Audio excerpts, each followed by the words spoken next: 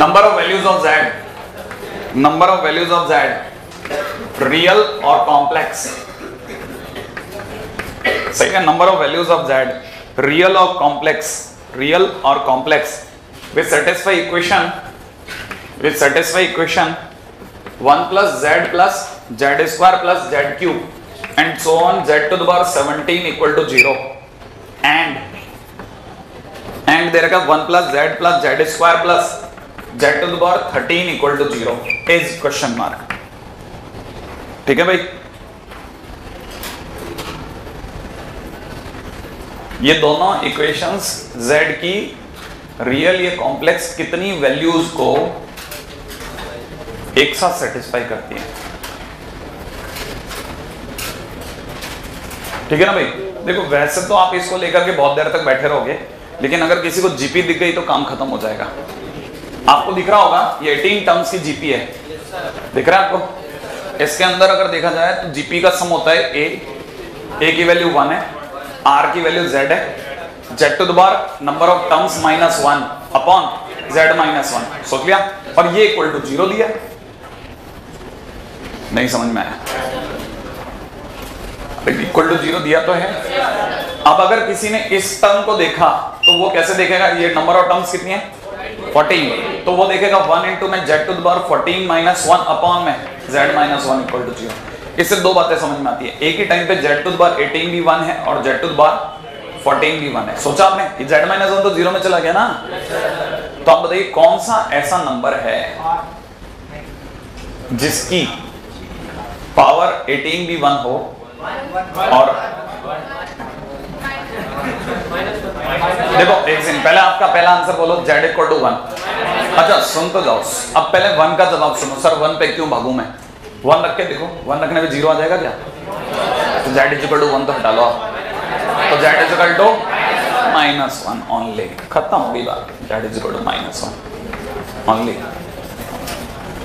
कहानी पकड़ में आ गई.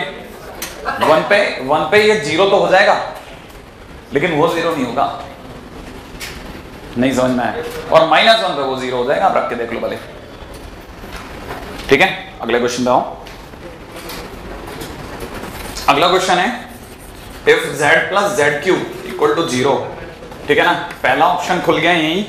Real part of z is negative. Second part है real part of z equal to 0. Third option है imaginary part of z equal to 0. Fourth option है z to the power 4 equal to 1. सही है. अगले क्वेश्चन में आइए फटाफट से.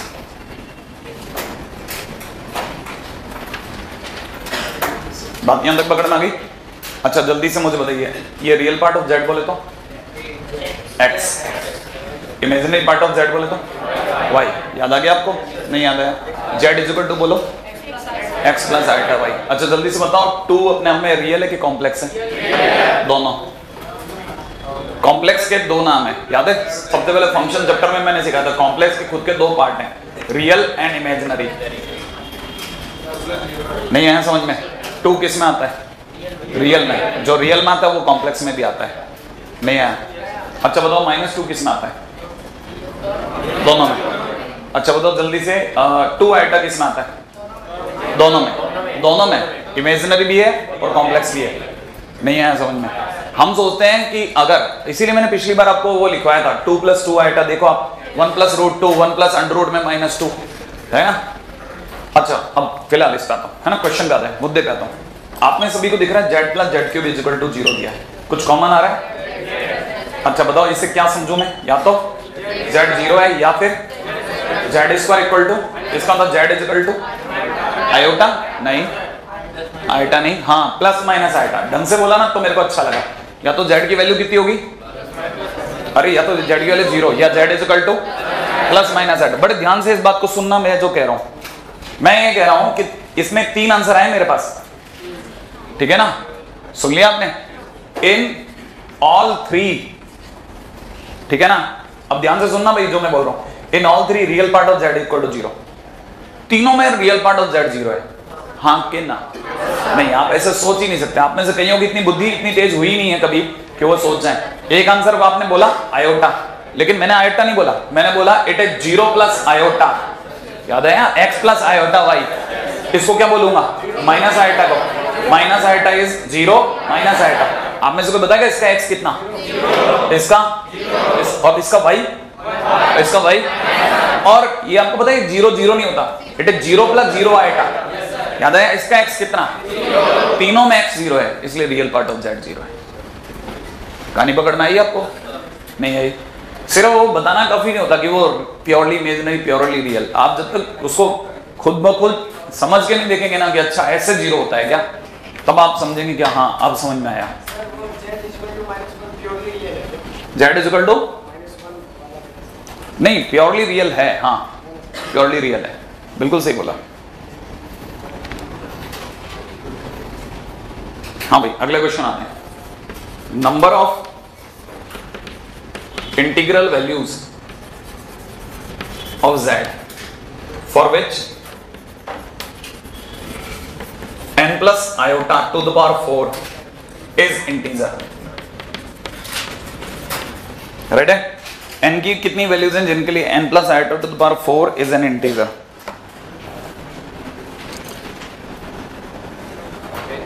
हाँ ठीक है, n plus iota to the power 4 is an integer। देख लिया आपने, n plus iota to the power 4 is an integer. n खुद अपने आप में भी देख रहा था। अच्छा n के बारे में कुछ पूछने की जरूरत नहीं, वो खुद ही इंटीजर है। Number of integral values of z नहीं है, ये n है। मैं इतनी देर से इसी क्वेश्चन में बार बार यही देख रहा हूं कि कुछ गड़बड़ है ना। n की कितनी इंटीग्रल वैल्यूज के लिए ये इंटीजर होगा। और बड़े ध्यान से सुनना, पहली बात तो कई बच्चे इसमें हाथ ही नहीं लगाएंगे, लेकिन जिन्हें पता है कि भाई और कुछ नहीं कर सकता तो कम से कम इतना तो मैं कर सकता हूँ, पावर 4 में खोल सकता हूँ। पावर 4 खोलने के लिए 4c 0 n to the power 4, अगली बार 4c 1 n to the power 3 iota, फिर 4c 2 n to the power 2 iota square plus nc 4c 3 n cube iota, अगली बार 4c 4 और n, मैं गड़बड़ कर गया, n to the power 0 iota to the power 4, और ये कितना चल रहा था iota square iota cube iota की पावर 4। सही है, नहीं आया? अच्छा, अब यहां तक लाने के बाद में हर बच्चे को पता होना चाहिए बन गया n की power 4, 4c1 is 4, n cube iota देख लिया आपने? नहीं, ये आयोटा का स्क्वायर बोले तो मैं यहां पे लिख देता हूं 4c2 बोले तो 6, नहीं 4c2 बोले तो 10 या 6, 4 इंटू 3 बटा 2 कितना 6 है ना, 6n स्क्वायर। 4c3 बोले तो 4, और 4c3 बोले तो 4c1 दैट इज 4, 4 इंटू में n, आयटा क्यूब बोले तो माइनस आयटा, हाँ धीरे धीरे आदत होती है। आयटा की बार 4 बोले तो 1। अब आ गया, मैंने सब कुछ संभाल लिया। संभालने के बाद में भैया पूरे आयटा वाले लोग अलग, बिना आयटा वाले अलग। क्यों सर? अरे पहले इसको ढंग से तो लिख।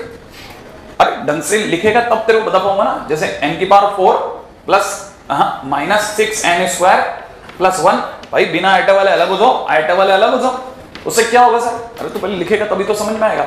माइनस का 4n लिख दो भाई, लिख दिया। इससे क्या होगा?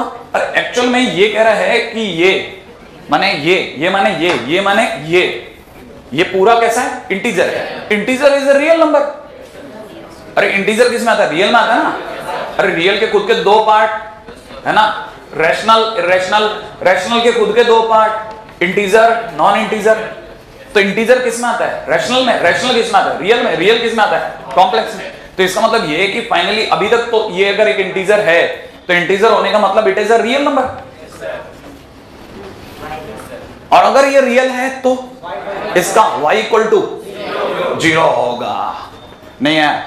अगर ये रियल है और कॉम्प्लेक्स है तो रियल होने पे कॉम्प्लेक्स का y 0 होता है। पिछली बार सिखाया था तो प्योरली रियल। इंटीजर बोले तो रियल बोले तो प्योरली रियल। अगर ये रियल है तो इसका मतलब y इक्वल टू 0। ठीक है, इसका मतलब imaginary part of z equal to 0। Imaginary part of z ये रहा, इसका y ये रहा। तो इसका मतलब मैं बोल सकता हूं 4n cube minus 4n equal to 0। इसका मतलब n 4 तो चला गया, n को मैं लेते हैं, n square minus 1 equal to 0। n की कितनी वैल्यू चमक गई? 3। सही है ना? तो कहना तो फॉर 3 वैल्यूज, 3 वैल्यूज के लिए इंटीजर होगा। नहीं पकड़ में आया? क्लिक करता जा रहा है, आगे बढ़ते चलो।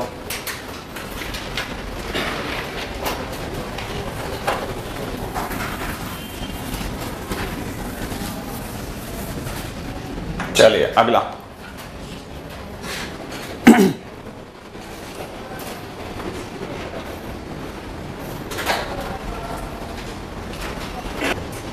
हाँ भाई, क्वेश्चन है फाइंड f3 + 2 iota if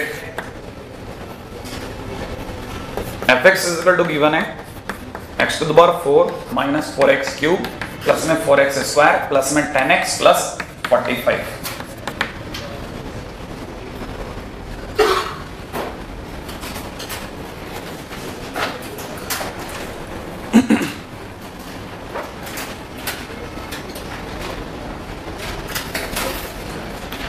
अगर कोई साधारण बुद्धि पुरुष है तो वो x की जगह क्या रखेगा, और वो ऐसा करके कोई बहुत बड़ी गलती नहीं करेगा। भाई कोई भी नॉर्मली ये जानता है कि भाई फंक्शन में 3 + 2 आइटा रखना है तो x की जगह रख दो, ठीक है ना। थोड़ा सा ज्यादा बुद्धि वाला आदमी जिसने इस तरह की चीजों को क्वाड्रेटिक में सीखा है वो इस जगह एक छोटा रास्ता और भी जानता है। वो कहता है कि नहीं इतनी जल्दी नहीं, मैंने क्वाड्रेटिक में एक और रास्ता सीखा है, आप भूल गए हो, मैं याद दिला देता हूँ क्या करना है। वो ये जानता है कि यार मैं भी वही कह रहा हूँ कि मैं x की जगह 3 + 2 आइटा रखूंगा, लेकिन मैं साथ में ये भी बता रहा हूं कि मैं हो सकता है कि x - 3 की जगह 2 आइटा सोचूं, और अगर मैं ऐसा सोच रहा हूं तो जरूर फिर मैं x² - 6x + 9 की जगह -4 भी सोच सकता हूं, और अगर मैं ऐसा सोच रहा हूं तो जरूर ऐसा भी सोचा सकता है कि x² - 6x + 13 जहां भी दिखेगा मैं 0 चिपका दूंगा। सही है। अब वो क्या करेगा, इस पूरी कहानी में इसका डिवाइड मारेगा।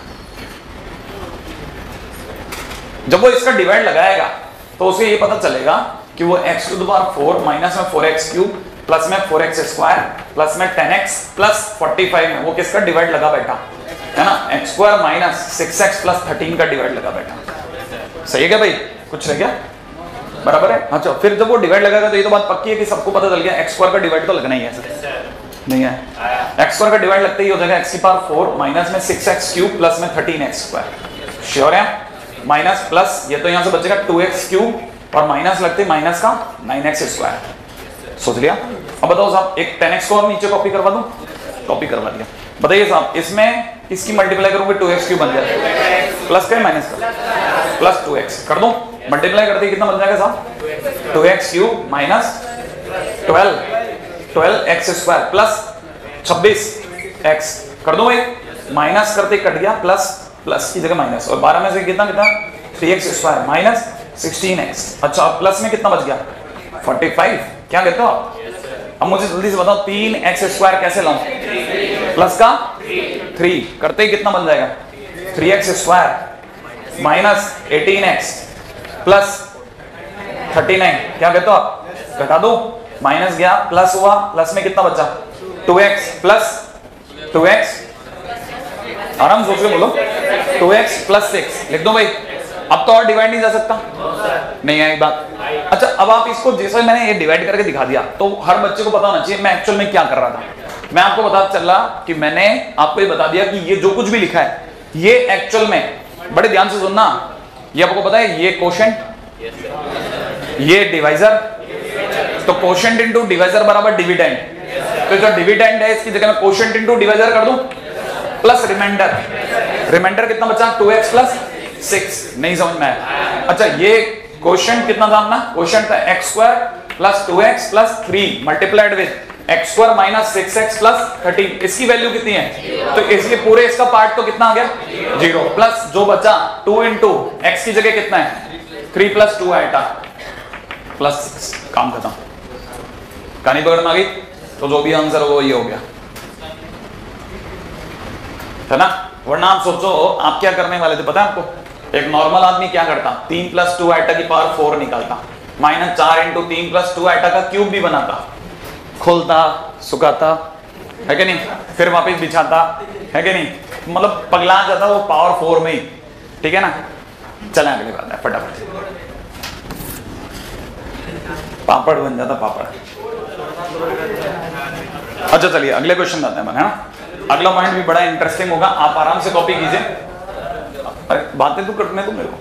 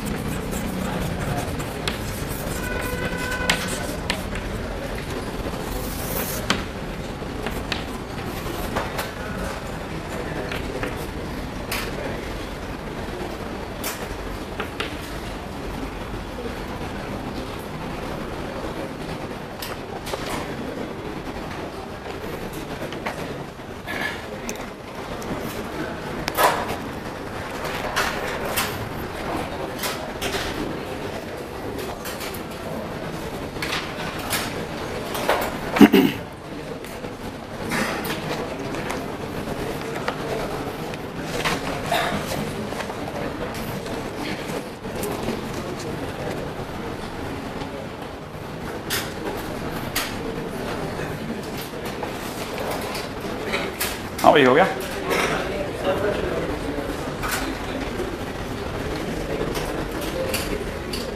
आप ये बकायदा पूरा लिखोगे कि डिवाइड हुआ और ये घटा।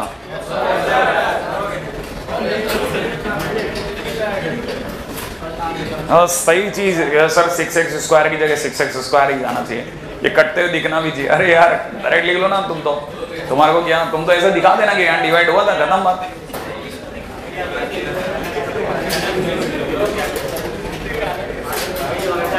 हाँ भाई अगले पॉइंट बताते हैं, बहुत ही काम की चीज है, ज्योमेट्रिकल अरे ये मैं इंटरप्रिटेशन के लिए दिया, रिप्रेजेंटेशन। ठीक है, ज्योमेट्रिकल रिप्रेजेंटेशन है ना, geometrical representation of A complex number, geometrical representation of A complex number. Actual में क्या ना, कॉम्प्लेक्स नंबर को हम लोग ग्राफ में माने पेपर पे शो कर सकते हैं, ठीक है ना। तो ये इसको जिस पे शो किया जाता है वो नॉर्मल पेपर नहीं होता, that is known as Argand plane, ठीक है ना, आर्गेंट प्लेन, ठीक है ना। ये जो आर्गेंट प्लेन है इसमें क्या खास बात होती है, अपना वही पुराना वाला एक्स एक्सिस और वाई एक्सिस ही है, लेकिन नाम बदल गया है, ठीक है ना। जो एक्स है वो रियल है, तो इसलिए ये रियल एक्सिस कहलाता है, ठीक है ना, रियल एक्सिस, ठीक है। अच्छा, और ये वाई है तो ये इमेजिनरी एक्सिस कहलाता है, इमेजिनरी एक्सिस, और इस पर ही सारी की सारी चीजें काम करती हैं, ठीक है ना, इस पे ही सारा का सारा काम होता है। जैसे मान लीजिए किसी ने बोल दिया 3 + 2 आएगा, ठीक है, z = 2, तो मैंने आपको ये बताया था इसे 3,2 भी लिख सकते हैं, तो मैं इसमें 3 ढूंढूंगा 1 2 3, और यहाँ पे जैसे 3 मिल गया, उधर से 1 2, तो 3,2 अपने को ये मिल गया, पकड़ में आ गया। ऐसे 3,2 नहीं आया, चलो मैं आपसे क्वेश्चन पूछता हूँ, अगर आपको आता है तो। सिंपल कोऑर्डिनेट सिस्टम आता है ना, स्ट्रेट लाइन हो गया ना अपना, हाँ ठीक है, कोऑर्डिनेट सिस्टम तो आता है ना भैया, तकलीफ बता देना आप, ठीक है। z = में अगले ने दे रखा है सिर्फ -2 आएगा, इसको वैल्यू बोलो 0, कहां मिलेगा, पीछे नहीं, रियल एक्सिस पे। हाँ बोलो, नाम बोलो ना, इमेजिनरी एक्सिस पे, सोच लिया आपने, नाम तो बोलो, इमेजिनरी एक्सिस पे, नीचे मत बोलो, ये इमेजिनरी एक्सिस पे 0, -2 नहीं पकड़ना है पूरा शब्द। अरे आपको मैं कितनी बार बुलवा लूंगा बताओ, ये एक बार बोलने वाली खत्म, फिर तो हम ऐसी बातें करेंगे और आप में से कई लोग सन्नाटे में रहेंगे कि कौन सा इमेजिनरी एक्सिस, ठीक है। तो एक बार तो बोल ले भाई। अच्छा बता, z = में किसी ने मेरे को दिया 1 + √-4, इसे लिखूंगा 1 + 2 आयोटा, इसका मतलब हो गया 1,2, 1,2 कहां मिलेगा, फर्स्ट क्वाड्रेंट में, यहां मिलेगा 1,2 नहीं है। अच्छा बताओ z = 12, लिखूंगा कैसे, 12,0 कहां मिलेगा, real axis, positive direction, negative direction, positive direction, माने यहां कहीं मिलेगा ना। अच्छा बताओ कितने एंगल पे होगा, 0, अब आप एक गजब बात बोल गए, 0। अच्छा चलो बताओ ये कितने एंगल पे होगा, -90, क्या बोले, -90, आप बोल सकते थे 270, लेकिन -90 है। कॉम्प्लेक्स नंबर में कहानियां है ना -π to π चलती हैं, क्या बोला मैंने, -π to π। आने वाले टाइम में हम लोग इस बकायदा इस बात को लिखेंगे, -π to π का मतलब होता है कि अब की बार एंगल लाइन की फॉर्म में है, लाइन की फॉर्म में। -π to π का मतलब लाइन जो होती है वो 0 से 2π नहीं चल सकती। 0 से 2π क्यों नहीं चल सकती, क्योंकि लाइन जैसे मान लीजिए कोई भी लाइन जो है वो आपके साथ में यहाँ 30 बना रही है, थोड़ा आपने और ऊपर उठा लिया 60, थोड़ा सीधा रख लिया 90, थोड़ा इधर चले गए 120, थोड़ा पीछे आ गए 150, यूं सीधे हो गए तो 180 नहीं होता, फिर 0 गिन देते हम। और जैसे ही आपने इसको और पलट दिया, मान लो यहां पलट दिया, तो हम कह देंगे 20 डिग्री। हम यहां से नहीं गिनेंगे कि ये सर इधर से गिन लेंगे, ठीक है ना। कोई भी लाइन किसी भी एक्सिस के साथ में 210 डिग्री नहीं बना सकती। अरे एक्सिस के साथ कोई भी लाइन 210 डिग्री नहीं बना सकती, बात समझ में आई, क्यों, क्योंकि 210 बनाने के लिए आप यहां से चलोगे ना तो आपको जनता यहीं रोक लेगी, फिर यहीं रुक जाना, तू यूं क्यों घूम रहा है, अरे जा तो तू यहीं से रहा है एक्सिस से, तो यहीं रुक जा, पूरा क्यों जा रहा है, ऐसे तो फिर जाता रहे, फिर यहीं क्यों रुक रहा है, और आगे भी जा। नहीं आया, हाँ तो आपको पता है ना, आपको खुद ही लॉजिकल होना पड़ता है कि यार हाँ सही है, 180 तो जा ही नहीं सकता, 180 से पहले तो 0 आ जाएगा। इसका मतलब कोई भी लाइन 0 से π तक जाती है ओपन, जीरो क्लोज पाई ओपन। नहीं आया समझ में? जब भी कोई लाइन जीरो से पाई जाती है तो कॉम्प्लेक्स नंबर भी क्या है तो लाइन ही, अरे ये लाइन ही है, ठीक है ना, ओरिजिन से जोड़ो ये लाइन बन गई। तो इसके जितने भी एंगल होते हैं ना जीरो से पाई यो, और पीछे के जितने भी एंगल होते हैं ना वो ऐसे चलते हैं जीरो से माइनस पाई। नहीं आया समझ में? तो हम बोलते हैं minus pi to pi, minus pi to pi angle होता है। जैसे मान लीजिए कोई लाइन अगर इधर पाई गई तो वो ये नहीं है, इसमें ऐसी कोई लाइन नहीं होती, वो लाइनें अलग होती है, स्ट्रेट लाइन अलग होती है। इसमें कोई भी पॉइंट अगर यहां पाया गया तो थर्ड क्वाड्रेंट में पॉइंट है, इसको जोड़ना पड़ेगा ओरिजिन से। अगर ओरिजिन से जोड़ दिया तो मैं एंगल यहीं से गिनूंगा, फिर मैं सही है ना, क्योंकि पीछे से गिन दूंगा तो फिर लाइन वाला सिस्टम ब्रेक हो जाएगा। तो हम खेलते हैं माइनस पाई टू पाई, तो पीछे यहीं से गिनेंगे। अगर कोई फर्स्ट क्वार्टर में मिला तो यहां से गिन देंगे ये वाला एंगल, सेकंड क्वार्टर में मिला तो हम लोग यहां से गिन देंगे ये वाला एंगल। ये जो एंगल है ना इसको भी एम्पलीट्यूड बोलते हैं, आने वाले टाइम में वो भी सीखेंगे, वो 10 इनवर्स में होता है, वो उसके ऊपर नहीं दिमाग लगाना चाहता, पहले धीरे धीरे सिखाना चाहता हूं। पूरी कहानी वही बिल्कुल सेम टू सेम, सब कोऑर्डिनेट 2D का बेस, 2D बिल्कुल हल्का फुल्का 2D, बिल्कुल बेस वाला 2D, ये भयंकर वाला नहीं। हालांकि हम तो भयंकर में भी जाएंगे लेकिन आपको बताते हो जाएंगे कि यार इतनी दूर नहीं है, अपन है ना उतनी दूर निकल गए जितनी दूर रेंज नहीं है, लेकिन फिर भी हमारे को जाना है। क्यों? क्योंकि है ना हम खतरा मोल नहीं लेते कि भाई हमने पढ़ाया नहीं था, बच्चा ये नहीं बोले तो पढ़ाएंगे तो सब, राइट है ना। अब आ जाते हैं वापस से, पूरी बात पे आ जाओ वापस से, ये कहानी पकड़ में आ गई आपको? अच्छा बताइए इसका नाम क्या था? आर्गेंट प्लेन, सही है ना भाई? आर्गेंट प्लेन, उसमें कितनी एक्सेस होगी?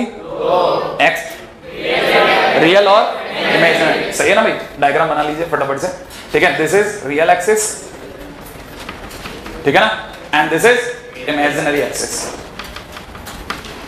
ठीक है। आइए बात करेंगे इसमें,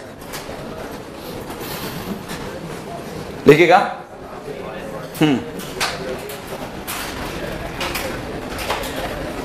if z is a complex number, ठीक है, x प्लस आयोटा y, लिख लिया आपने? If z is a complex number x plus iota y, then it can be represented by point p, then it can be represented by point p, then it can be represented by point p, ठीक है ना भाई? x y, that it can be represented by point p, x y in argand plane, in argand plane, ठीक है ना, in argand plane, right है। अच्छा आगे इसी के अंदर लिख लीजिएगा, हाँ सेकंड पॉइंट लिखिएगा, a complex number, second point है, a complex number also behaves, a complex number also behaves like a position vector, a complex number also behaves like a complex number, sorry as a position vector, ठीक है, as a position vector, लिख लिया आपने? चलिए अगले point पे पता रहिए, ठीक है। अब याद रखना है इस बात को, है ना। अब अपन इसमें दिखा देते हैं ये कोई z है, इसका नाम क्या पड़ गया? x, y, सही है। लेकिन ये जब ऐसे दिखा जाएगा ना तो ये मैंने बोल दिया पोजीशन वेक्टर की तरह दिखा दे तो इसे z वेक्टर बोल सकता हूं मैं, ध्यान रखना। अब मेरे लिए z वेक्टर है, बहुत हल्का सा टच लेंगे वेक्टर का, बहुत जरा सा, आप ऐसा परेशान मत होना, कुछ भी नहीं है। जहां मैं आपको बताऊंगा ना खुद ही बता दूंगा कि ये डरावनी जगह आप थोड़ा पीछे रख करके संभल के खेल लेना, बाकी कोई नहीं है। चैप्टर इतना शानदार स्मूथ चैप्टर है ना, आपको समझ में आएगा खटाखट, कुछ नहीं है चैप्टर के अंदर, सिर्फ सिंपल जोड़, बाकी अंडर रूट के अंदर स्क्वायर का सम करना वगैरह वगैरह। किसी किसी जगह तो देखो हर चैप्टर की क्रिटिकलिटी होती है, लेकिन आप उससे भी डरेंगे नहीं, मेरे को जो लगता है, ठीक है ना। आगे चलते हैं, राइट है। अब मैं जो पूछ रहा हूं वो क्वेश्चन बड़ा इंटरेस्टिंग है। Which of the following is a complex number, question लिख लीजिएगा फटाफट से। Which of the following is a complex number, ठीक है ना। First is i to the power 4, i to the power 5, b लिख रहा हूं, ठीक है, अंडर रूट में 1, i to the power 8, c लिख रहा हूं, ठीक है, 10 पाई बाई 2, log 2, सही है। d लिख रहा हूं आपके लिए under root e, i to the power 8, कर दो आप तो, ठीक है। नेक्स्ट पॉइंट पे आ रहा हूं फटाफट से, इसमें से आप ढूंढ लेना कौन सा कॉम्प्लेक्स नंबर लग रहा है, बोलना मत, आप तो कर लो।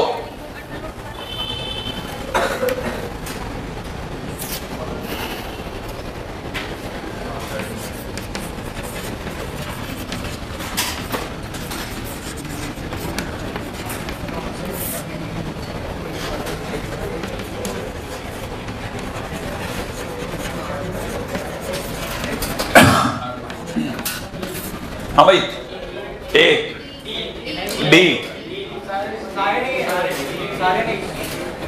हाँ कौन कौन सही है तो बताओ ना। पहली बात ध्यान से सुनना, इसीलिए बोल रहा था ध्यान से सुनना। Iota to the power 4, iota to the power 5, बड़े ध्यान से सुनना। ये लिखा हुआ 1 कॉमा आइटा, हाँ के ना। मैंने बताया था ये x और y है। अगर ये x और y, फिर सुन लो आप, मैंने आपको ये भी बताया था x और y दोनों रियल होने चाहिए। अरे z equal to x plus iota y में x और y दोनों रियल होने चाहिए। x और आइटा y, अगर आप इसे, अगर मैं आपको बोलूं कि ले बेटा इसको तो z equal to x plus iota y में दिखा, तो आप कैसे दिखाओगे? 1 प्लस आयोटा आयोटा। अरे 1,2 को कैसे दिखाते थे? 1 प्लस 2 आइटा। इसे कैसे दिखाओगे? 1 प्लस आइटा आइटा।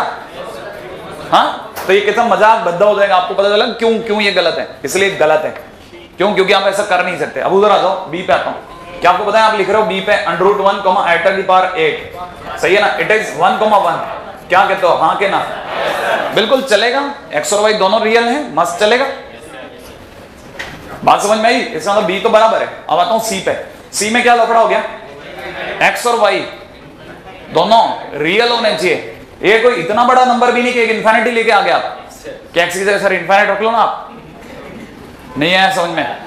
ऐसा नहीं, इतना भी नहीं चलेगा, इतनी भी खुशी नहीं है अपने को, सही है ना? ये भी पॉसिबल नहीं। अभी कहां नहीं पकड़ में आ रही, आपको कहां गलतियां हो सकती हैं।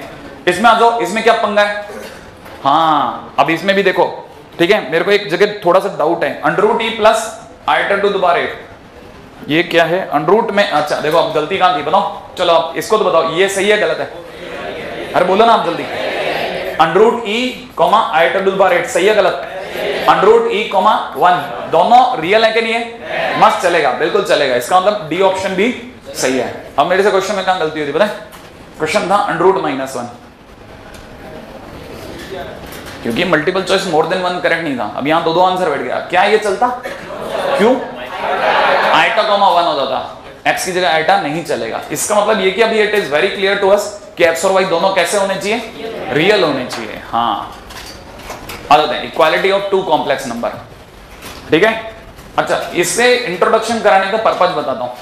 इससे इंट्रोडक्शन कराने का पर्पज है, एक्चुअल में इस चैप्टर की खास बात है, ये अपने नोटेशन से मारता है आपको, नोटेशन से डराता है, ठीक है ना? जैसे आपको पता ही नहीं है कि REZ क्या होता है, तो आप फंस गए।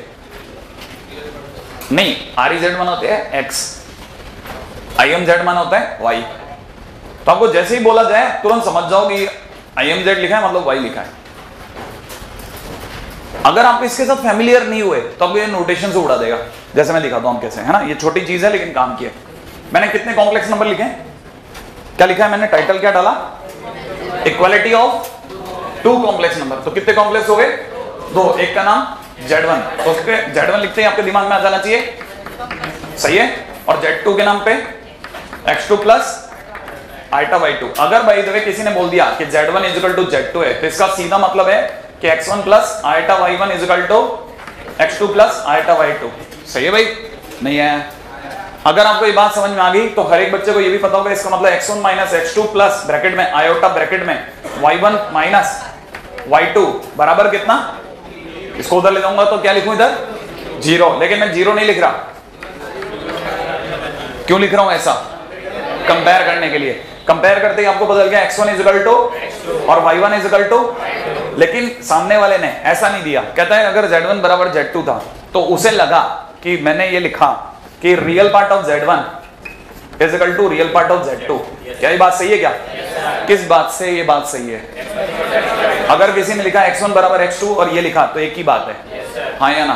और y1 बराबर y2 लिखना के मतलब क्या लिखूं? Imaginary part of z1 is equal to imaginary part of z2। आपको इन नोटेशन से भी फैमिलियर होना चाहिए, बस, और कुछ लॉजिक नहीं है, ठीक है? हाँ भाई, एक रिमार्क छोटा सा याद दिला दूं, है ना? Equality of 2 complex number is possible, ठीक है ना? बट ठीक है ना, inequality is not possible between two complex number is not possible. ध्यान से समझ लेना भाई, क्यों? क्योंकि मैंने आपके सामने अभी अभी गाया है कि complex number behaves like position vector. याद आ गया? Complex number behaves like position vector, और दो वेक्टर के बीच में कभी कंपैरिजन नहीं होता। सुना है आपने? ये फिजिक्स में सुना होगा ना, दो वेक्टर्स के बीच में कंपैरिजन नहीं हो सकता। क्यों नहीं हो सकता? क्योंकि मैग्नीट्यूड में कंपैरिजन हो सकता है, लेकिन डायरेक्शन में कैसे कंपैरिजन करोगे कि ईस्ट नॉर्थ बड़ा कि नॉर्थ ईस्ट बड़ा? हालांकि दोनों एक ही हैं। ईस्ट बड़ा कि वेस्ट बड़ा, कैसे पता करोगे? नहीं पता कर सकते ना। हाँ एग्जैक्टली वैसे ही है। तो क्या है ना, इसमें भी दो बातें हैं, magnitude as well as direction, तो हम कंपेयर नहीं कर सकते। अगर किसी ने लिख दिया कि 1 plus iota is greater than 2 minus 2 iota, किसी ने ये क्वेश्चन दे दिया, ठीक है ना, कि सॉल्व दिस, तो आप लिख सकते हो it does not exist, not defined, ठीक है ना, इज नॉट पॉसिबल। ये हो ही नहीं सकता कि दो कॉम्प्लेक्स नंबर एक दूसरे से बड़े या छोटे पड़ जाएं। कहानी पकड़ में आती जा रही है? नहीं आई। लेकिन इसमें भी एक बात ध्यान रखना, हर बात में हमारे किंतु परंतु बहुत चलता है। अब इसका किंतु सुनो, रेडी? अगर किसी ने बोल दिया but if a1 plus iota b1 is greater than a2 plus iota b2 is given, तो तुरंत समझ जाना कि इसका सीधा सा मतलब b1 is equal to b2 equal to 0 है। अगर फिर भी कोई जबरदस्ती दे दे कि नहीं साहब आप चेक करके बताओ, नहीं आपको बताना ही पड़ेगा कौन बड़ा है, ठीक है ना, तो आपको यह समझ में आ जाना चाहिए कि दो के बीच में कंपैरिजन तभी संभव है जब दोनों का आईटा ही उड़ जाए। अगर b1 b2 0 हो जाएगा तो आईटा ही उड़ जाएगा ना, फिर तो रियल नंबर में तो कंपैरिजन मैं भी कर दूंगा। नहीं समझ में आया? कहानी पकड़ में आ गई? हाँ ये भी समझना, दो बातें है ना। First of all the equality is not possible, लेकिन फिर भी अगर कोई जबरदस्ती बात करे तो आप भी बात कह सकते हो कि चल भाई कर लेते हैं, लेकिन फिर तू अपना आटा हटा।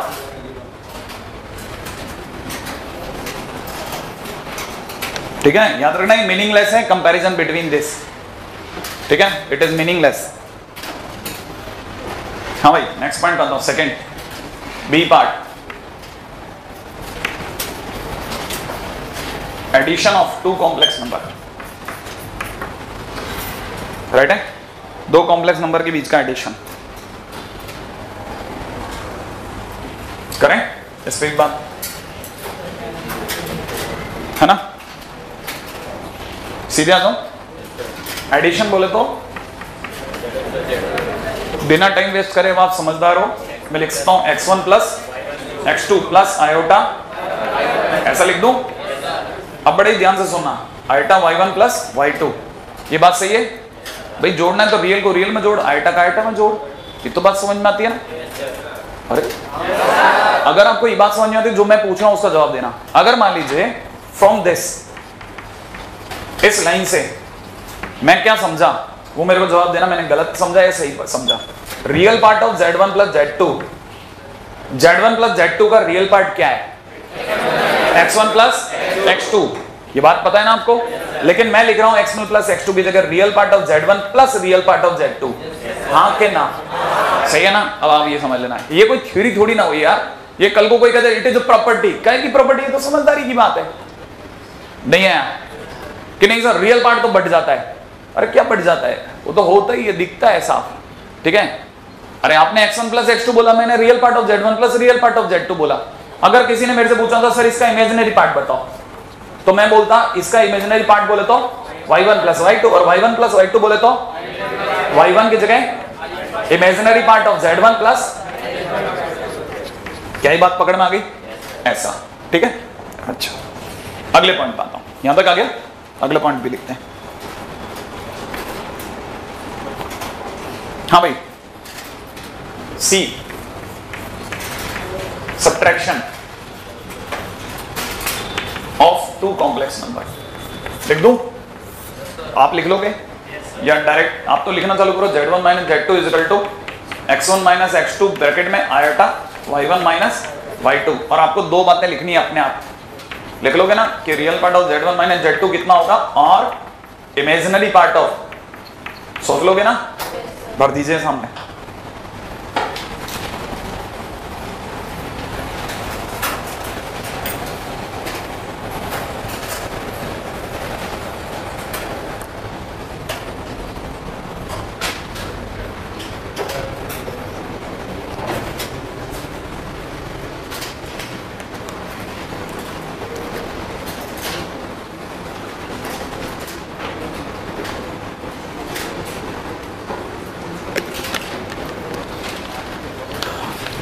आइए, ये भरा है या नहीं भरा आपने? मस्ती में तो नहीं रह गए? चलिए, हाँ भाई, अब जरा इसको समझो। ये मैं सिर्फ आपको अभी, है ना, एडिशन और सब्ट्रैक्शन के लिए सिखा रहा हूं और मल्टीप्लिकेशन कराऊंगा पहले, लेकिन इसको बताने के लिए मेरे को कम से कम 2 लेक्चर आगे जाकर के बताना पड़ेगा मल्टीप्लिकेशन में। लेकिन सब्ट्रैक्शन और इसको समझ सकते हैं आप। ये सर इसको आर्गेन डायग्राम पे दिखाओ आप, है ना। आर्गेन डायग्राम पे कैसे दिखाना, बड़े ध्यान से देखना। Z1 पोजीशन वेक्टर बोला था ना, Z2 एक और वेक्टर, मतलब Z1 एक कॉम्प्लेक्स नंबर, दूसरा एक कॉम्प्लेक्स नंबर दिखा दिया। ये रहा आपका Z1, ये रहा आपका Z2। सही है, ढंग से समझो। तो यहाँ पे आपका X1 Y1 और यहाँ पे आपका, सही है, Z1 Z2 देख लिया आपने, नहीं आया समझ में? अच्छा, ये अगर Z1 और Z2 है तो make a parallelogram by Z1 and Z2। Parallelogram बना लो Z1 Z2 से। कैसे? आपने इसी के पैरेलल ये लाइन उठाई, इसी के पैरेलल ये लाइन उठाई, याद है ना, फ्री वेक्टर्स अपने पैरेलल उठाए जा सकते हैं। तो मैंने इसी के पैरेलल ये उठाया, तो right now it is Z1, सही है, और ये वाला क्या है, Z2। अगर ये Z1 और Z2 है तो Z1 के Z2 के पैरेलल उठाया तो ये Z2 और ये Z1। बात समझ में आ गई आपको? अब आपको याद होगा कि अगर by the parallelogram law of addition कहता है कि किसी भी पैरेललोग्राम का जो डायगोनल होता है वो उन दोनों का वेक्टर सम होता है, सही है। तो ये अगर Z1 है और ये अगर Z2 है तो it is Z1 plus Z2। Basically बात समझ में आ गई? तो कोई पूछे Z1 प्लस Z2 कहाँ होगा, दैट इज अ डायगोनल, है ना, मेकिंग या taking Z1 and Z2 as a adjacent sides of a parallelogram. Z1 plus Z2 कौन होगा? Z1 प्लस Z2 डायगोनल होगा। किसका डायगोनल होगा? उस पैरेललोग्राम का जिसने अपनी एडजेसेंट साइड्स Z1 Z2 मान ली है, जिसने अपने एडजेसेंट साइड Z1 Z2 मान लिया। बात समझ में आ गई आपको? अच्छा, ये आपका कौन हो गया? Z1 प्लस Z2, ठीक है ना। अब आता हूं Z1 माइनस Z2, राइट है। अगर नहीं, बड़े ध्यान से इसको सुनना, है ना, मेरे को आपका आइडिया नहीं ना, मैंने आपने वेक्टर कैसे लिए, मैं कैसे लेता हूं, ठीक है, तो अपन बात कर लेंगे, हो जाएगा। अच्छा, ये Z1 है, ठीक है, Z2 को उल्टी डायरेक्शन में पीछे बढ़ाया, देख लिया आपने। ये Z2 उतनी दूरी तक पीछे गया, जाते ही पीछे माइनस Z2 हो गया, सही है। ये आपका Z1 ये रहा। अब Z1 Z2 को लेकर के भी पैरेललोग्राम बना रहा हूं। अगर मैंने वापस से इन दोनों को लेकर के पैरेललोग्राम बनाया, ठीक है ना भाई, तो बड़ी ध्यान से समझने वाली बात क्या है कि जो भी पैरेललोग्राम बनेगा, है ना, वो कुछ हद तक ऐसा कुछ बनेगा, सही है। ये रहा आपका Z1, सोच लो, थोड़ा सा याद रह गया हल्का सा, है ना, और ऐसा टेढ़ा कर ले तो ये आपका कौन हो गया? Z2, Z1, सही है। ये आपका Z1, ये आपका माइनस Z1 माइनस Z2, सही है। अच्छा, अब जो भी ये डायगोनल होगा ये इन दोनों के वेक्टर सम को दिखाएगा, तो that point is Z1 minus Z2। लेकिन लेकिन लेकिन लेकिन आपको तो पता होगा it is a free vector, तो मैं इसको इसके पैरेलली मूव करा सकता हूं। तो जब मैं इसको इसके पैरेलली उठाऊंगा ये उठेगा, ये जो उठेगा ना ये पैरेलली, हालांकि वो मेरे हाथ का कमाल है, ठीक है ना, कि आपको टेढ़ा दिख रहा है, लेकिन ये आपको बाद में पता चलेगा ये इसके पैरेलल उठ गया। नहीं आया समझ में? आपने कभी अगर by the way parallelogram law देखा है, it is A vector, it is B vector, सही है। ये वाली साइड्स तो सबको पता है, A vector plus B vector. अगर ये बी वेक्टर है तो ये भी बी वेक्टर होगा। अगर मैं इसके पीछे चला जाऊं तो it is minus B vector होगा। अच्छा देखो, आपको याद होगा दो अगर एरो एक दूसरे को फॉलो करते हैं तो तीसरा उनके उल्टे ना आकर के उनके सम को दिखाता है, तो it is A vector minus B vector. अब मैं इसी लाइन को जिस दिन पैरेलल उठाऊंगा तो ये बनेगी, नहीं है, इसी कारण से ये ए वेक्टर माइनस बी वेक्टर होता है। अरे ऐसे सिंपल, तो वही है, वही खेल करा है मैंने क्या करा, एक Z1 बनाया, एक Z2 बनाया, Z1 माइनस Z2 इसको पैरेलली शिफ्ट कराया। हालांकि आपको लगा नहीं कि वो क्यों, क्योंकि हल्का सा टेढ़ा दिख रहा है, ठीक है। टेढ़ा तो सही कर दूंगा मैं। हाँ धीरे धीरे इसको इतना मोटा कर देंगे ना कि बिल्कुल थोड़ा थोड़ा, इसको भी अपन टेढ़ा कर लेते हैं, सही है ना? नहीं एडजस्ट कर लेंगे अपन, ऐसा नहीं है कुछ, सही है? हो गया ना? देखो अब लगने लग गया हल्का हल्का, ठीक है? तो आप हाँ, अरे हाँ ही नहीं भर रहे थे देर से, तो ये क्या होना है Z1 माइनस Z2, सही है? हाँ अब ये आप देखिए, अरे रुको अभी ना, ये Z1 प्लस है ना? हाँ अरे कहो चालू होता, ठीक है? ये Z1 प्लस Z2 और ये क्या हो गया Z1 माइनस Z2। तो आपको ये ध्यान होना चाहिए Z1 Z2 और Z1 माइनस Z2 कौन है, कौन है? अब पैरेललोग्राम के डायगोनल्स हैं, सही है ना? Z1 Z2 अगर एडजेसेंट साइड्स हैं तो उनका एक डायगोनल उनके सम को और एक डायगोनल उनके सब्ट्रैक्शन को शो करता है, सही है? हाँ काम की चीजें, कैसे काम की चीजें? पहले आप ये लिख लो, पहले डायग्राम बना लो आप, ठीक है ना? तब मैं आपको बताऊंगा कि काम की चीज क्यों है। हाँ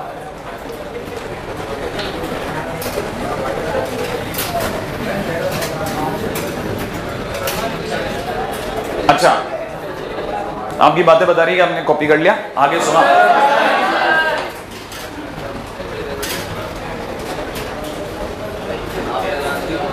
हाँ भाई, अब तक मैं आपको छोटी छोटी बातें बता रहा था कि आखिरकार ये काम की चीज कैसे है ना? जैसे अगर किसी ने मुझे बोल दिया कि mod Z1 plus mod Z2 is equal to mod Z1 plus, बहुत आगे की चीज, आज से 3 लेक्चर आगे की चीज, अभी के अभी आप समझ सकते हो, आपकी बुद्धि पे डिपेंड करता है। क्यों? क्योंकि मैंने आपके सामने एक लाइन में इसकी सारी पोल खोल दी। मैंने कहा complex number behaves like a position vector, मैंने वेक्टर की सारी बातें इस पे लागू हो गई। अच्छा, अब आप ये समझ जाएं कि जैसे मैंने मॉड Z1 लिखा तो मॉड Z1 माने इसकी लेंथ, अरे Z1 की लेंथ मॉड Z1, Z2 की लेंथ मॉड Z2। अब मैं कह रहा हूं Z1 और Z2 का जो सम है वो इसके तीसरी साइड के बराबर हो जाए, ऐसा हो ही नहीं सकता। क्यों? क्योंकि ट्रायंगल में 2 साइड्स का सम, लेकिन हो सकता है, हमारी मैथ्स की दुनिया में सब संभव है। क्यों? क्योंकि कल को अगर ट्रायंगल का एरिया 0 हो जाए तो ये वाला पॉइंट इसमें घुस जाएगा और ये वाला पॉइंट इसमें घुसते ही यहां से यहां तक Z1 और Z1, ये रहा Z2, नहीं है समझ में? ये यहां से यहां तक कौन चला जाएगा? अरे ये जो पॉइंट है ये सरक करके इसमें आ गया, ये तो बन गया Z1 यहां से यहां तक, सोच लिया आपने, और ये बन गया Z2 और Z1 और Z1 प्लस Z2 ऑलरेडी था। इसका मतलब ये कि ये देने का मतलब है कि Z1 Z2 आर कोलिनियर। हाँ अब मैं क्या बोलूंगा? Z1 Z2 आर कोलिनियर, सही है? पॉसिबिलिटीज हैं हमारे लिए, सब पॉसिबिलिटीज हैं, लेकिन ये आपको अभी बताने की चीजें नहीं, बस मैं तो सिर्फ आपको हिंट दे रहा हूं। ये सब चीजें फर्जी नहीं है, ये सब समझना बहुत काम की चीजें हैं ना। आगे आने वाले टाइम में बात करेंगे। और रेडी? अच्छा, आप मेरे को एक गजब का कैलकुलेशन करके बता रहे हो, ठीक है ना?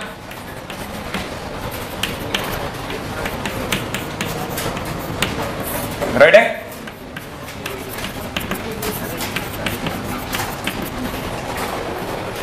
बड़ा क्वेश्चन है, मैं बैठ रहा हूं, आराम से करो आप।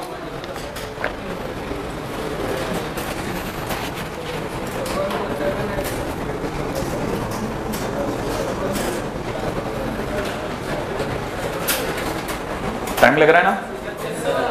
करो आप आराम से।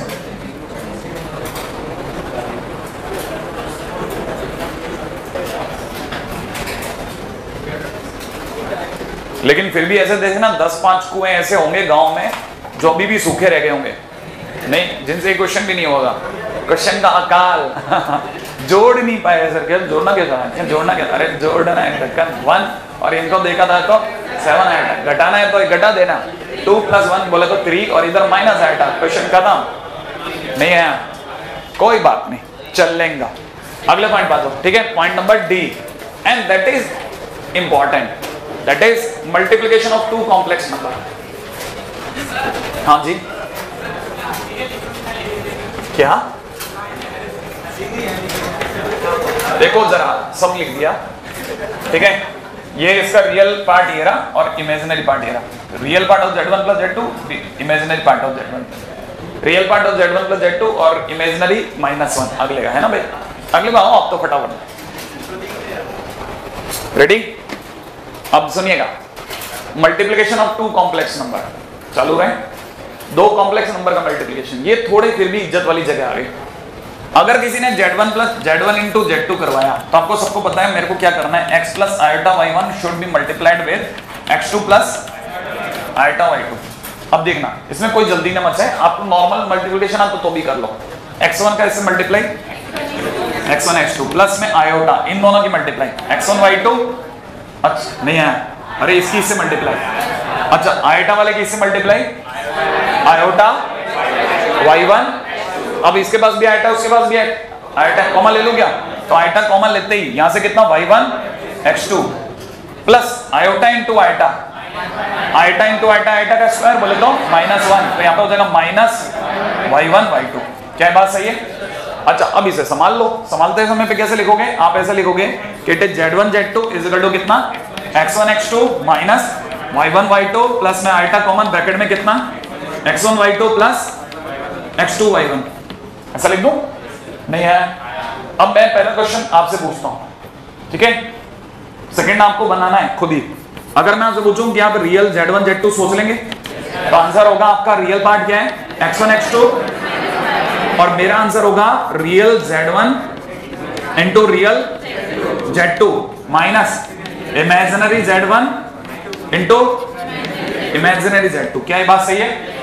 एक्चुअली क्या है ना, सामने वाला कई बार बिल्कुल एकदम लोकल लेवल का पेपर होगा ना, एनडीए टाइप का, या एनडीए तो फिर भी इज्जत वाला, और नीचे चले जाओ आप, है ना, कोई और घटिया पेपर होगा तो उसमें यही पूछ लेगा real part of z1 z2 is equal to which of the following, ऐसे 4 ऑप्शन दे देगा, और ऐसे 4 ऑप्शन देखते ही नन ऑफ दीज आपका फेवरेट है ना, आप देखोगे नहीं उसकी बाकियों की तरफ, लेकिन जो समझदार आदमी तो पता कुछ नहीं, x1 x2 देखना अपने को, कर लोगे? ठीक है। अब मैं इमेजिनरी z1 z2 पूछूं या समझ में आता है? पक्का? ठीक है, चलिए। हाँ भाई, अब ये चैप्टर आपका पहले से पढ़ा हुआ नहीं है ऐसा मेरा मानना है ना। 2 + 3 आयोटा इंटू 1 माइनस आयोटा, आप मल्टीप्लाई करके दिखाओगे क्योंकि अब मेरे को, ठीक है ना, क्योंकि मैं जानता हूं ऐसे बालकों को भी जिन्हें लास्ट तक आप मल्टीप्लाई नहीं करवा सकते, ठीक है।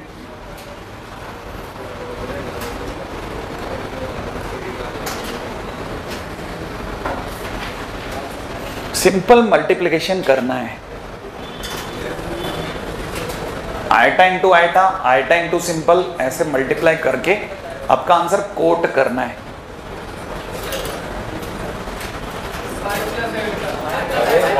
आप बोलो मत, आप तो करने दो बाकियों को, क्योंकि बाकी लोग अभी वो कॉपी करेंगे, वो स्लो हो जाएंगे थोड़ी देर जानबूझ करके कि नहीं अपने को करना नहीं पड़े यार मल्टीप्लाई, भगवान सब कर लेंगे।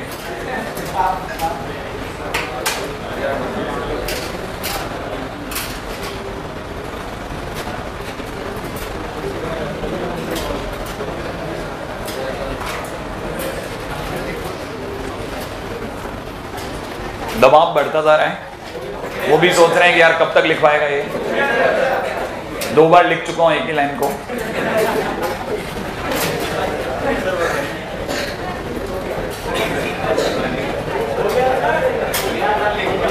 नहीं लिखने तो अभी तो मल्टीप्लाई करनी ही पड़ेगी।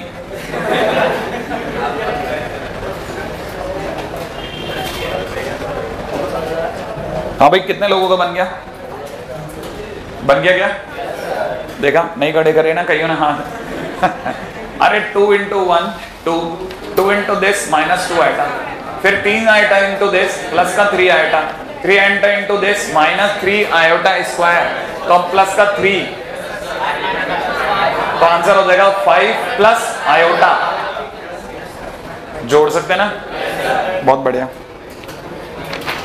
हाँ भाई, जिनसे ये हो गया, ठीक है,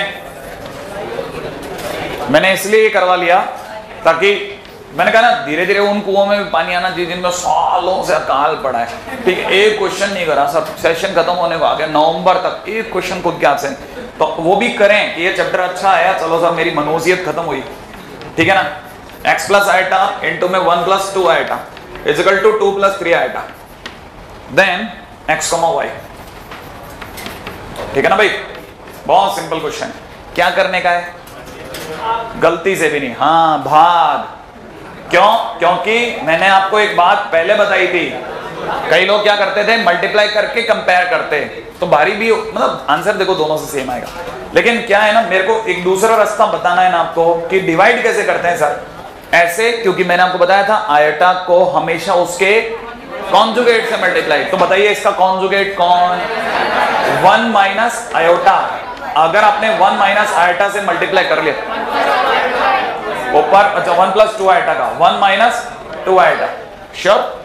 अच्छा अब फिलहाल आप में से कई लोग यहां नीचे देख रहे हैं ए प्लस बी इंटू, बोले तो अब बड़े ध्यान से सुनना, a square minus B square sir इसमें लग जाएगा क्या? हाँ लग जाएगा। ए स्क्वायर बोले तो 1 का स्क्वायर माइनस बी बोले तो बी बोलो 2 आयोटा का होल स्क्वायर, और ऊपर आपको मल्टीप्लाई करनी है। कर लोगे? कर लो आप मल्टीप्लाई। तो नीचे तो आपका 5 बन गया भाई, सही है। ऊपर आप मल्टीप्लाई करो। मैं वेटिंग, मैं आप बोलिए मत, नहीं तो कॉपी कर लेंगे।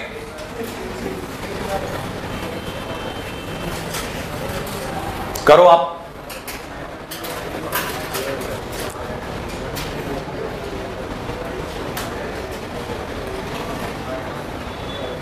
हो गया क्या? देखें कितने लोगों का बन गया।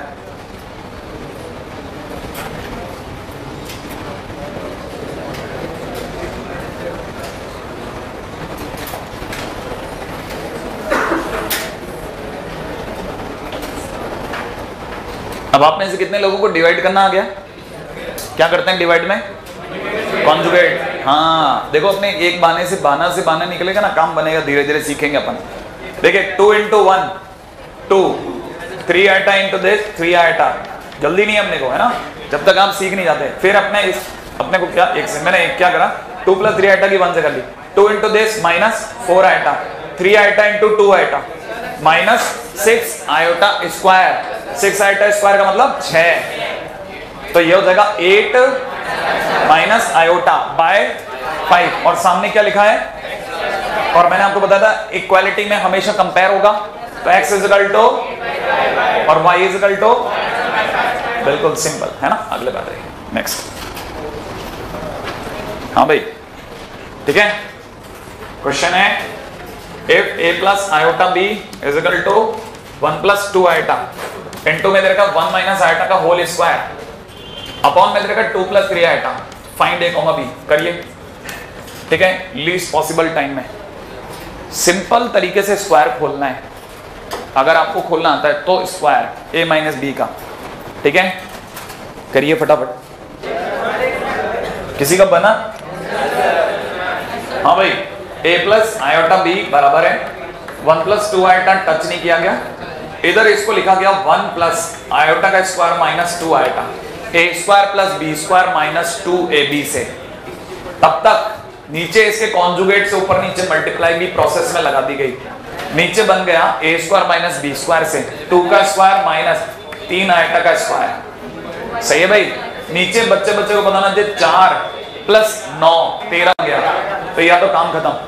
इधर तब तक इन दोनों ने अपनी मल्टीप्लाई पहले करवा ली, ठीक है ना। इन दोनों की मल्टीप्लाई होते ही इट इज 2 आयोटा और ये, एक सेकेंड, पहले 1 की मल्टीप्लाई करते माइनस 3 आयोटा, 2 आयोटा से मल्टीप्लाई करते प्लस का 4 आयोटा, इन दोनों की मल्टीप्लाई से माइनस का 6 आयोटा स्क्वायर बोले तो प्लस का 6। तब तक ये बन गया 1 और माइनस 1 कट गया, मार्केट में रह गया कितना, ओनली माइनस 2 आयोटा, सही है भाई। और सफाई से लिखता जा रहा हूं, इट इज 6 प्लस 2 बोले तो 8 plus iota multiplied with minus 2 iota divide by कितना 13। ढंग से लिखता हूं तो ये कितना हो गया, माइनस का 16 iota by 13, iota into iota, ये कितना प्लस का 2 बाई 13। हाँ भाई ये सब किसके बराबर है, तो a कितना हो गया 2 बाई 13 और ये कितना हो गया माइनस 16 बटा 13। सही है क्या किसी का? कितना का? गुड, सही है भाई। अब देखो मतलब मल्टीप्लिकेशन वगैरह तक तो आप धीरे धीरे अप्रोच कर रहे हो, सही है। हाँ भाई मेरा अगला क्वेश्चन है find multiplicative, find multiplicative inverse of 2 plus 3 iota upon 1 minus 5 iota H question mark. क्या लगता है मल्टीप्लिकेटिव इनवर्स बोले तो क्या होता होगा? मल्टीप्लिकेटिव इनवर्स क्या होता है भाई? जिसकी इससे मल्टीप्लाई -1 दे दे। आप बताओगे इसकी किससे मल्टीप्लाई करूं कि जिसकी इससे मल्टीप्लाई 1 दे दे। कोई बताएगा इसकी किससे मल्टीप्लाई 1 आती है? इसका उल्टा। अरे इसका उल्टा जो होगा उससे मल्टीप्लाई क्या दे देगा? 1। नहीं आया? ठीक है ना, लिख लेते हैं इस बात को। Multiplicative inverse is a complex number whose multiplication with given complex number gives 1, है ना? मल्टीप्लिकेशन ऐसा कॉम्प्लेक्स नंबर जिसका ये दी गए कॉम्प्लेक्स नंबर से मल्टीप्लाई क्या दे दे? 1 दे दे। अब होता है ये तो पता ही है इसकी किससे मल्टीप्लाई 1 देगी। सो z इज इक्वल टू कितना हो गया? इसका उल्टा। इसका उल्टा बोले तो 1 minus 5 iota upon 2 plus 3 iota. अब क्या करूं? आगे क्या आंसर? अरे ये आंसर सही है कि नहीं? हाँ या ना? नहीं, ये आंसर सही है, लेकिन इसको ऐसे नहीं दे सकता क्योंकि इसमें आयोटा नीचे आई बात। तो मैं इसे साफ सुथरा करके दूंगा। इसे कैसे दूंगा?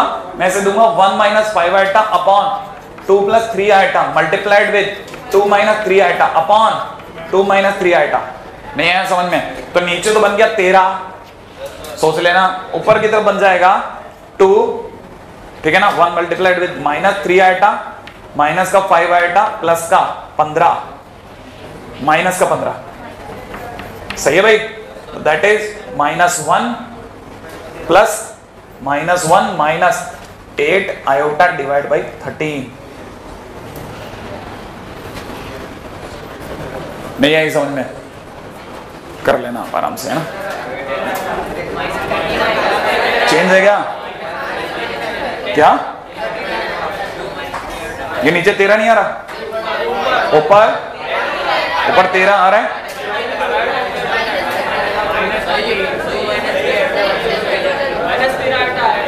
-13 आइटा भी -13 आइटा क्या? हाँ, माइनस का 13 आइटा आ रहा है, बिल्कुल। ये 10 आइटा है और कम हो गया, मतलब -1 माइनस आइटा। गुड, चलो ठीक है, आगे चलो। अब अपने को ये होल स्क्वायर खोलना आ गया। कैसे खोलते हैं कॉम्प्लेक्स नंबर का स्क्वायर? सिंपल स्क्वायर जैसा। नहीं है? अच्छा, आपको ये समझ में आ गया कि आंसर देते समय आइटा नीचे। ये बस अपन बेसिक रूल सीख गए, मतलब ये कि वो जो first day, second day, third day के सारे काम खत्म कर दिया अपन। ठीक है ना भाई? अच्छा, अगले क्वेश्चन में आता हूं। अगला क्वेश्चन है, if x plus iota y to the power 1/3 is equal to a plus iota b and x upon a plus y upon b is equal to k into a square minus b square, then k is equal to question mark. आ जाओ फटाफट से। Then k is equal to question mark. हाँ ठीक है।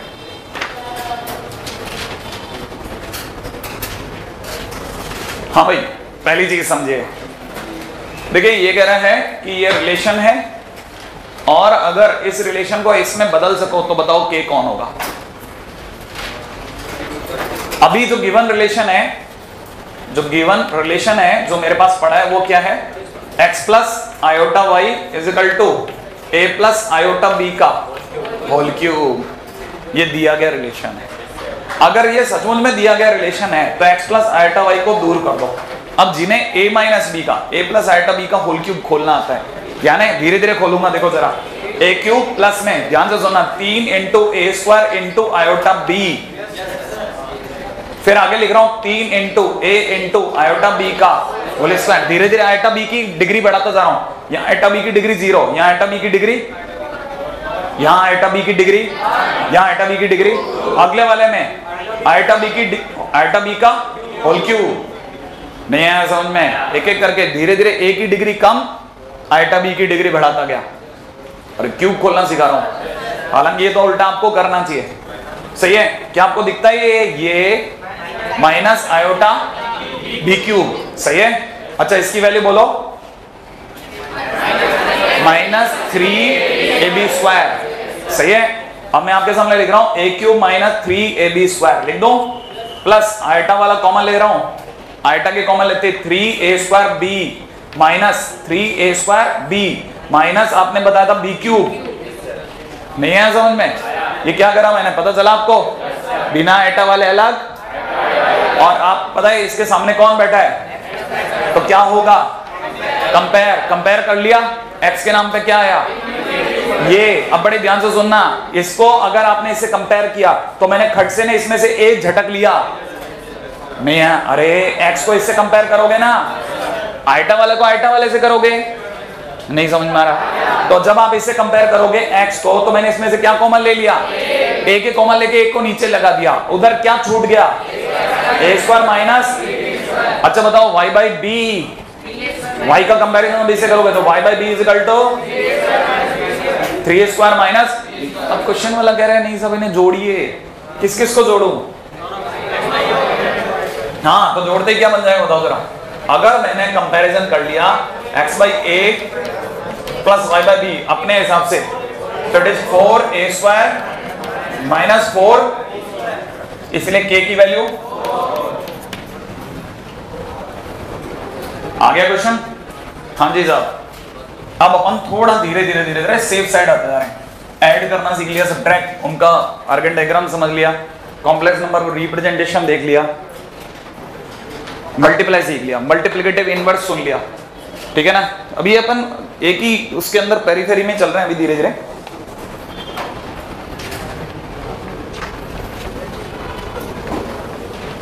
Ready? अगला, ठीक है, नेक्स्ट टाइटल ले रहा हूं, conjugate of A complex number.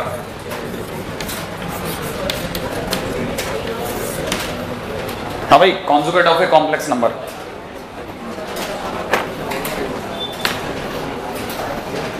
हाँ भाई लिखें, लिखिएगा फटाफट से।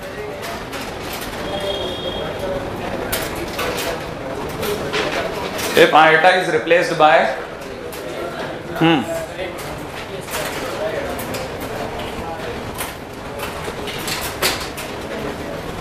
if iota is replaced by minus iota in a complex number, if iota is replaced by minus iota in a complex number, then we get conjugate of the complex number. If iota is replaced by minus iota in a complex number, then we get conjugate of a complex number. Then we get conjugate of a complex number. लिख लिया? बस simple है ना भाई? अब आ जाते हैं इसमें, है ना? ये समझिएगा। सेकेंड पॉइंट में अगर देखो, बड़े ध्यान से सुनना, अगर x z x plus iota y है, then बड़े ध्यान से सुनिएगा, जो कॉन्जुगेट होगा, सुनो सही, कॉन्जुगेट, ठीक है ना? कॉन्जुगेट कॉम्प्लेक्स नंबर को z बार से दिखाएंगे, ध्यान रहेगा। z बार लिखते आपके दिमाग में कॉन्जुगेट आ जाना चाहिए, ठीक है ना? Conjugate complex number is z bar, then z bar is equal to x minus iota y, iota की जगह माइनस आयटा लगा दो। कहानी पकड़ में आ गई आपको? हाँ, ये है सबसे काम की चीज, ये लिख लो, पॉइंट लिख लिया। अगले बात जाओ, अब आपको मेरे को सबसे पहली चीज जो आपको मेरे को बताना है वो बताना है, सुनते जाओ, कितना वेट कर रहे थे।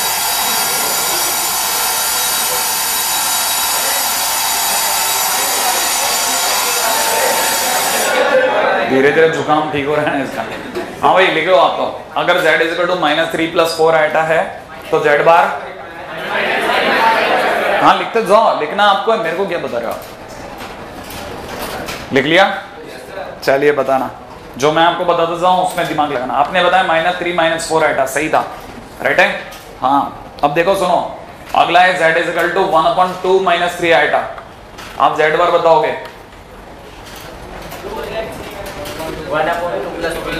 नहीं, समझ में आ गया? हाँ, पहले क्या करना है, इसको सही बनाना है। समझ में आया? हाँ, इसको ऐसे लिख लेते हैं, then z bar is equal to question mark. पहले इसका कौन नहीं, इसी का कॉन्जुगेट। हाँ सही कह रहे हो, इसी का कॉन्जुगेट 2 + 3 आइटा अपॉन 13। अब तो 2 + 3 आइटा का कॉन्जुगेट स्ट्राइक करने लग गया होगा, याद आ गया? ये अपना z है, इसका मतलब z बार कितना हो गया, 2 - 3 आइटा बाय 13। सही है? अच्छा, अगले पे सुनिएगा। अगला यहां तक तो आने ही लग गया अब आपको, ठीक है ना? अच्छा, इसके बाद की बात है ना, अरे अगले हफ्ते के लिए तो कॉन्जुगेट तो खत्म करके जाऊंगा, ऐसे ही उड़ जाऊं। सुनो आप ये z है, इसका मतलब x, y। सुन लिया? ये z है आपका x, y। आप में सभी को बताना चाहिए कि अगर z x, y है तो z बार, हाँ x, इसका मतलब ये कि x कोऑर्डिनेट उतना ही रहेगा, लेकिन y जो ऊपर जा रहा है, इसका मतलब z बार कहां मिलता है, हमेशा उसका रिफ्लेक्शन होता है। नहीं है समझ में? x एक्सिस में उसी पॉइंट का रिफ्लेक्शन होता है। तो ये z बार दिख गया। अच्छा, मैं आपसे दूसरा क्वेश्चन पूछता हूं, राइट है? अगर मैं आपसे पूछूं, बताओ साहब -z कितना होगा? z अगर x, y है तो -z, -x, -y होगा, पक्का? -x, -y कहां मिलेगा? थर्ड क्वाड्रेंट में। यो x और यो y गया था, अब मैं यो x और यो नीचे -y जाऊंगा। ये बात पकड़ में आई? अच्छा, बड़े ध्यान से, धीरे धीरे मैं इसको बनाता जा रहा हूं। z ये आपका क्या बन गया, -z। आपने जैसा बोला मैं इसे लिख रहा हूं -x, -y। z बार को मैं लिख रहा हूं x, -y। अब बड़े ध्यान से सुन के जवाब देना, जो मैं क्वेश्चन पूछूं उसका। कोई बताएगा ये गैप कितना? x। ये गैप कितना? y। नीचे तो -y। ये गैप कितना? y। अच्छा बताओ, ये गैप y, नीचे गए तो -y। ये गैप कितना? x। क्या आपको लगता है ये भी x और ये भी x? इसका मतलब, अरे सुनो सही, इसका मतलब ये दोनों एक दूसरे का रिफ्लेक्शन y एक्सिस में नहीं है, समझ में? अच्छा, अब अगर भाई तो किसी ने मेरे से -z का रिफ्लेक्शन x एक्सिस मांग लिया तो उतने ऊपर चला जाऊं? नहीं है, तो ये वाला कितना बन जाएगा, -z बार। अच्छा नहीं, मान लो एक बार के लिए -z बार नहीं बना, आपसे ऐसे पूछता हूं, ये अगर x, y, बड़े धीरे धीरे सोच के जवाब देना, इसका रिफ्लेक्शन अगर उधर जाएगा तो ये -x, y होगा। आपको पता है कॉन्जुगेट बना कि नहीं बना? कॉन्जुगेट बनते टाइम पे y का माइनस हो जाता है, तो x तो सेम रहता है ना, x सेम रहा, -y का क्या बन गया, y।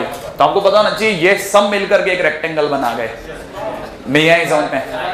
कहानी पकड़ में आ गई? स्क्वायर या रेक्टेंगल? अभी भी धीरे ध्यान से, रेक्टेंगल पक्का? हाँ, ये अभी right now they are forming a rectangle. याद है ना, ये y, ये x, ये x, लेकिन सब एक दूसरे के लिए रिफ्लेक्शन है। अब आपको ये पता होना चाहिए, मैंने z का आर्गन डायग्राम नहीं सुना, मैंने z, z बार, -z बार चारों सुन लिए। पॉइंट समझ में आता जा रहा है आपको? जो मैं सिखा रहा हूं ना, मेरे को इसमें कोई जल्दी नहीं है। हाँ, ये नहीं कि बैल बज गई तो इसका मतलब लेग कबाड़ा कर दे, ठीक है ना? हाँ, ये बात आपको यहाँ तो पकड़ में आ गई। अगले बार में अपन प्रॉपर्टीज पाएंगे जो थोड़ी और ज्यादा इंपॉर्टेंट है, ठीक है? आज के दिन में क्वेश्चन तो आपको कुछ दे ही नहीं रहा मैं।